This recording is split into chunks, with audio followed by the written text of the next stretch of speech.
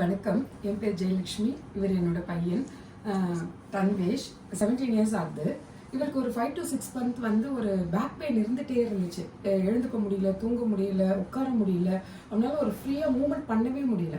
சரி, நாங்கள் ஒரு ஆர்த்தோ டாக்டர் கன்சல்ட் பண்ணும்போது L4 L5 டேஸ்க்கு வந்து கொஞ்சம் பல்ஜாக இருக்குது அப்படின்னு சொன்னாங்க. அப்போதைக்கு தேவையான ஒரு பெயின் கில்லர் மெடிசன் தான் சஜஸ்ட் பண்ணாங்க. அதுக்கப்புறம் வந்துட்டு சர்ஜரி தான், அது சரியாகலைன்னா ஒரு 3 months வெயிட் பண்ணால் சர்ஜரின்னு சொன்னாங்க.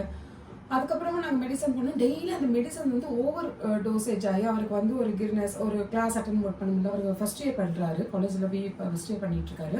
அவர் காலேஜில் ஸ்டடீஸ்லையும் கான்சன்ட்ரேட் பண்ண முடியல, எதுலேயுமே ஒரு இன்வால்மெண்ட் இல்லாமே இருந்தார். அதுக்கப்புறம் அடுத்தடுத்து ஒரு 2-3 டாக்டர் நாங்கள் கன்சல்ட் பண்ணோம்.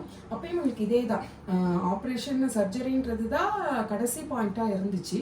பட் இந்த இதுக்கு வேண்டாம் அப்படின்னாங்க.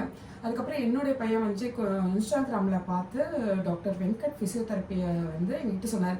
எல்லா டாக்டரும் நீங்கள் போனீங்க, எனக்காக அவர்கிட்ட போகலாம் அப்படின்ற மாதிரி சொன்னார்.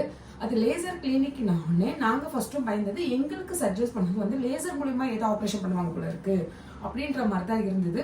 இருந்தாலும் என் பையன் சொன்னான், இல்லைம்மா நம்ம ஒரு வாட்டி போய் ஃபஸ்ட்டு பார்ப்போம், அவரை மீட் பண்ணுவோம், பார்த்துட்டு நம்மளுக்கு அதுக்கப்புறம் அவர் என்ன சொல்கிறான்னு கேட்டுட்டு வேணால் நம்ம ட்ரீட்மெண்ட் எடுக்கலாமா வேண்டாமா நம்ம டிசைட் பண்ணிக்கலாம் அது அப்படின்னு சொன்னாங்க.